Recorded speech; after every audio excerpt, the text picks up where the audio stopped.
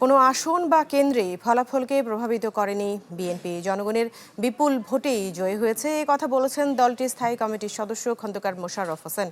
কুমিল্লায় নিজ বাসভবনে সাংবাদিকদের তিনি জানিয়েছেন, গণভোটের সংস্কারগুলোকে বাস্তবায়নের চেষ্টা করবে তাদের দল। Walton switch, stylish and elegant.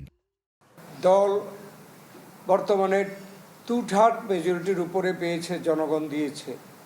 আমাদের চেষ্টা থাকবে যে আমাদের দেওয়া ম্যানিফেস্টো এবং আমাদের দেওয়া যে 31 দফা কর্মসূচি আছে দেশের সংস্কার করার জন্যে, সেগুলো আমরা যতটুকু সম্ভব এটা এখানে বাস্তবায়ন করার চেষ্টা করব।